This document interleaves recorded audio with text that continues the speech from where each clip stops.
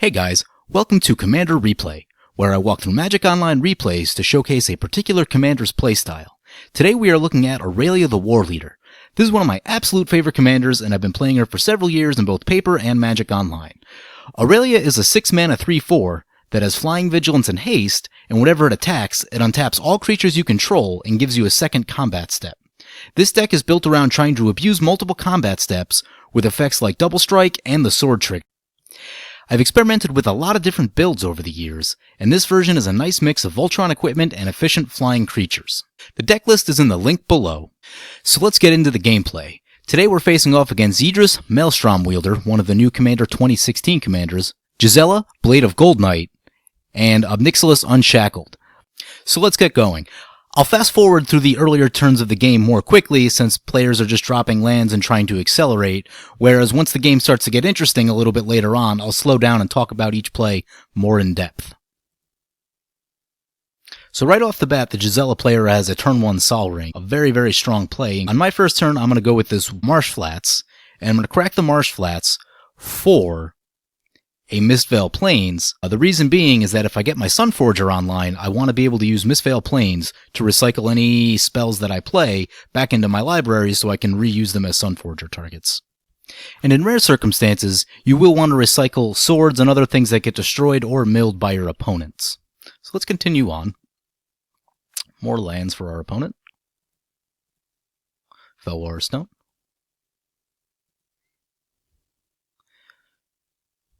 So after getting down my Mist Val Plains, the next thing I want to think about is getting the double red, double white mana needed to cast Aurelia, while trying to get as many planes onto the battlefield so I can power up Ameria later in the game.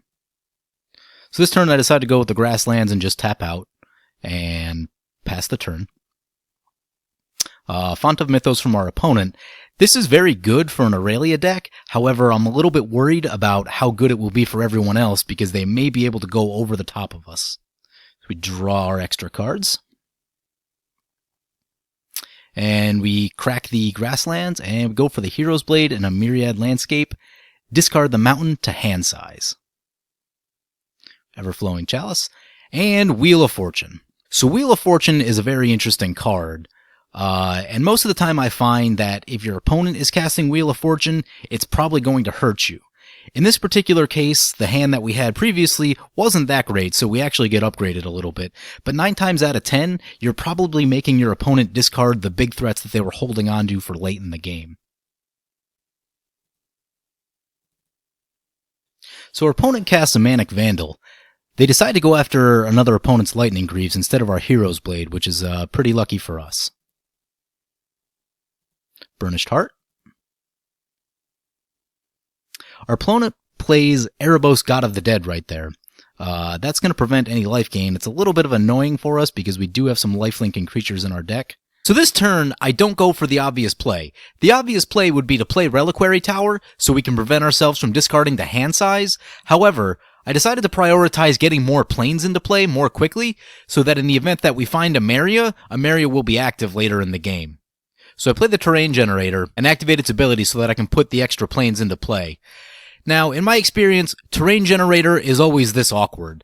It's something I should probably cut from the list. I've never really gotten to the happy, magical Christmas land where I hit with Sword of Feast and Famine, get to use the untap ability, play a land, and then hit with Sword of Feast and Famine again before coming back to our main phase. So I have the ability here to not discard the hand size, but I decide that it's an acceptable risk with the Idris player because they already have Font of Mythos in play and have been playing a ton of wheel effects anyway, so I wanted to prioritize leaving up 1 mana for Enlightened Tutor so that if they do wheel again, I can put the chosen card on top of my library and then draw it as a result of the wheel effect. So I was okay with discarding the Gift of Estate since it didn't really seem relevant. So Sylvan Library for our opponent will help them draw extra cards, but it will cost them life, and that life does become relevant, especially with Aurelia or other commanders that can do big damage. So the Gisela player plays a Curse of Bloodletting on the Idris opponent. This will double any damage dealt to that player, and this is a very good effect for Aurelia. Aurelia can really benefit from double damage. So at this point, I decided it's safe to cast the Enlightened Tutor, and I decided to go for a Gilded Lotus to give myself a little boost of mana so that I can get my swords equipped and play Aurelia all in the same turn. Opponent is going toward the Aegis player. You'll notice pretty big damage for two 2/2s with the Curse of Bloodletting out in play. Font trigger, let's see what our opponent has. Scythe Spectre. I've never actually seen this card before, but after reading it, opponent's going to equip it up and hit with it. It is a pretty nasty card. It says whenever it deals combat damage to a player, each opponent discards a card. Each player who discards a card with the highest converted mana cost among cards discarded this way loses life equal to that converted mana cost. So he's going in at the Gisela player, and it's going to hit, and it's going to force us to discard. So I end up pitching Sunhome, Fortress of the Legion, since it's the thing that I think I'll have the least use for at this point in time. And let's bring it back to our turn. We draw the Gilded Lotus that we pulled off of the Enlightened Tutor. So I drop the Reliquary Tower, and this will be nice with the Font of Mythos out, so we won't have to discard the hand size any longer. So I'm going to play the Gilded Lotus here just so we get that mana boost, and then I'm going to follow that up by playing the Taurine Mauler and a Mother of Ruins. There's a couple reasons why I went for the Taurine Mauler. First off, I wanted to make sure I got the Gilded Lotus in play, just so we got the mana, but I also didn't want to run a sword out there because I thought that it would make us the biggest threat at the table, and I didn't want to get all the guns pointed toward me. Also, I felt like there'd be a strong chance that someone would probably blow up one of the swords, and that's never great. Additionally, there aren't a lot of ground creatures in play right now, so this Taurine Mauler could get big very quickly. He should be able to get through for big damage without being blocked because no one's really been playing that much. So our opponent plays Dark Deal. Each player discards all the cards in his or her hand, then draws that many -1. This is going to get us pretty good because we're losing both of our best swords, and I really don't want to lose either of these. So off of the Dark Deal, we get a new hand. It's got Gisela, and it's got Baneslayer Angel. Both of these creatures have lifelink, which isn't going to do anything with Erebos, God of the Dead, in play. However, we did find our Ameria. This is the card that we've been looking for and kind of setting up to play.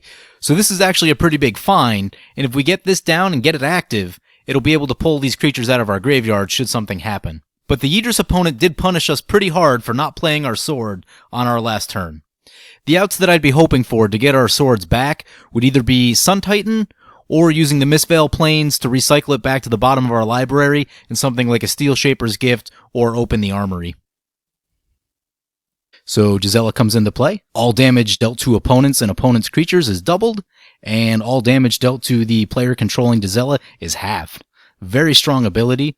I am not currently running it in this deck list, though I probably should be, since it's a very strong effect on a very good body. Opponent plays a Skull Clamp and passes turn. So Strionic Resonator. This is going to get nasty with the discard effect, as we're about to find out. So opponent hits us, we're losing some life, and we're going to discard from the effect, and opponent's going to trigger the Strionic Resonator to make us discard again. So in this case, I'm going to pitch both of my creatures, and then just hope to get Ameria online later. We still have the Myriad Landscape in play, so that will help us to get more planes. Our current Plains count is 1, 2, 3. Mistveil is a Plains. So we still have a little ways to go to get to the 7 needed to actually activate Ameria.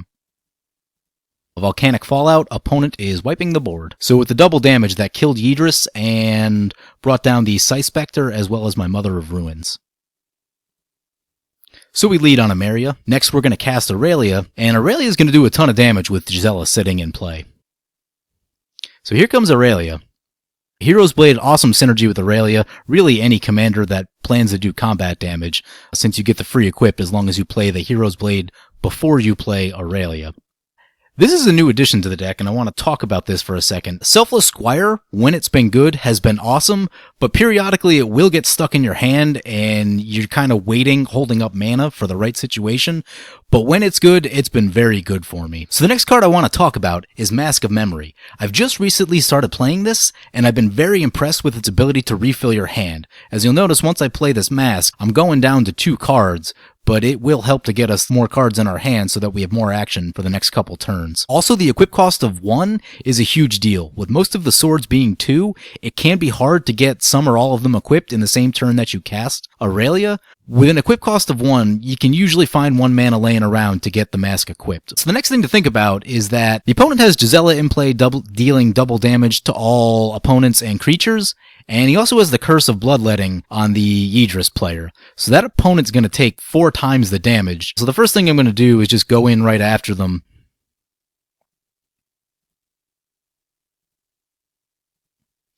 And you'll see with all the damage buffs, I just one-hit that opponent with Aurelia as a 6/6 because the damage is quadrupled, so that opponent just took 24 commander damage, and that's it for them. And right here you'll see the Mask of Memory trigger, so this is going to help to refill us a little bit.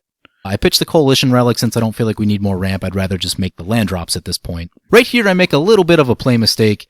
I go in with Aurelia at the Obnixilis player. I should have also gone in with the Taurine Mauler, just kind of a misclick. I was playing late at night and just missed that attack.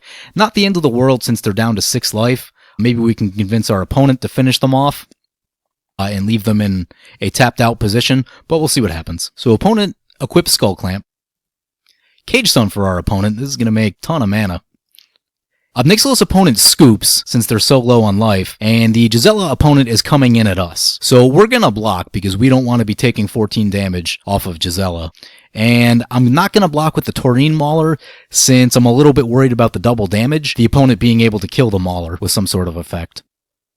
I have enough life that I feel like the 6 damage off of the Manic Vandal is okay, but as we find out right here, it's not really gonna matter for the Taurine Mauler. Opponent has another sweep. So Blasphemous Act, 26 damage to all of my creatures and 6 damage to all of opponent's stuff. So back to our turn. So we go to cast Aurelia, and this is where we find out how good haste is. We cast Aurelia, the Hero's Blade triggers again. We're going to get Hero's Blade on Aurelia. I personally think that haste is a very overlooked mechanic in Commander. It is very strong to be able to play your creature and just to have immediate access to it to get it into combat.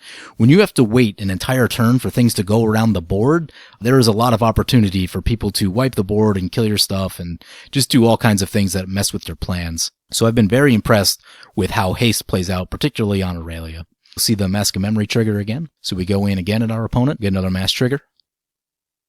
And we discard the Wheel of Fortune. Since our opponent's low on cards and we have a bunch and we have ways to refill cards, I feel like the Wheel of Fortune would hurt us more than it would help at this point in the game.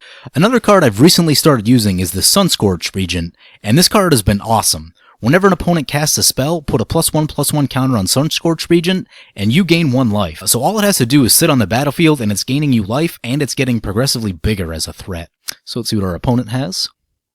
Opponent Recast Gisela. So Journey to Nowhere. So during our opponent's turn, they recast their Gisela, and they blew up our Aurelia with this Journey to Nowhere. I believe that on Magic Online, I have to change the zone that Aurelia goes to in order to get Aurelia back after blowing up this Journey to Nowhere, so I'm just going to go with recasting instead. So back on our turn, first thing I'm going to do is cast my Scorched Region. As this stays in play and as our opponent makes plays, it'll get bigger and give us a bigger threat. The other thing we're doing is sacking our Myriad Landscape to get these additional planes into play, and that's going to set up 5, 6, 7. Our Ameria is now active. Let's see what our opponent does. Our opponent Oblivion Rings and is going to go after our Scorched Region.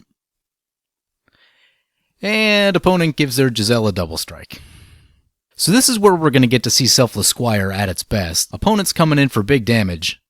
So that's 12 with double strike. This would represent lethal damage. So we're going to cast our Selfless Choir and prevent all that damage and get a really big Selfless Choir. And best of all, because it has flash and we're playing it during our opponent's turn, they don't really have a chance to respond since they're tapped out, and we're going to be able to tag them for a bunch of damage on the way back. Now, you might be wondering why the Selfless Squire only got 12 counters instead of 24, and it's because of the way that Gisela reads.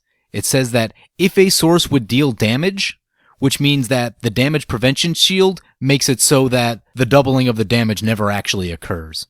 It took me a second to realize this. I thought the Selfless Squire would actually come in bigger than it did, but 13/13 is still pretty big. So we get our Ameria trigger, targeting Baneslayer Angel. We draw a Fault Line, play our planes. And the next thing we want to do is just cast Aurelia and go in for the big swing. So we pay a whole bunch of mana. Get our Hero's Blade equipped. And go on the big attack.